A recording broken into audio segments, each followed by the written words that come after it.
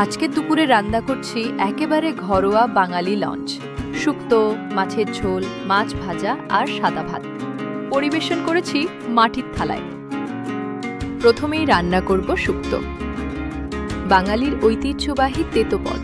কেটে নিয়েছি উচ্ছে, বেগুন, পেঁপে, পটল, আলু আর শিম, সব ছোট টুকরো করে। একটু তেলে ফোড়ন দিলাম মেথি আর শুকনো লঙ্কা দিয়ে। উচ্ছে হালকা ভেজে তুলে রাখলাম আলাদা, তেতোটা কমে যাবে। এবার কড়াইতে বাকি সবজি দিয়ে একটু নাড়াচাড়া করে দিলাম নুন আর ঢেকে দিলাম সেদ্ধ হতে। সবজি নরম হয়ে এলে দিলাম আদা বাটা, একটু চিনি আর ভালো করে মিশিয়ে নিলাম।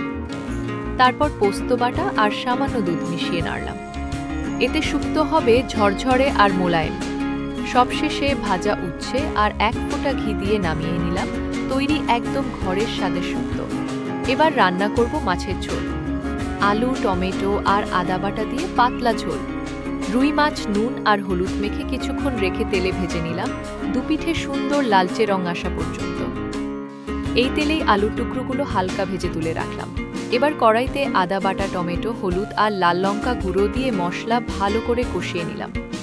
ভাজা আলু দিয়ে একটু নাড়াচাড়া করে জল দিয়ে দিলাম। ফুটতে শুরু করলে মাছগুলো দিয়ে দিলাম ঝোলে। ঢেকে ৫-৭ মিনিট রান্না করলেই তৈরি পাতলা ঝোল। একেবারে সাদা ভাতের সঙ্গে দারুণ। মাছ ভাজা যতই সাধারণ হোক, বাঙালির প্লেট ওটা ছাড়া অসম্পূর্ণ।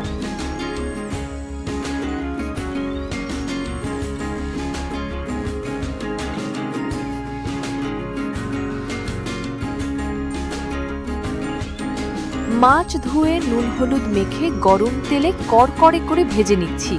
এক পিঠে সুন্দর করে লাল হলে অপর পিঠ ভাজা। গরম গরম সাদা ভাত ঝরঝরে করে ফুটিয়ে সেদ্ধ করে নিলাম।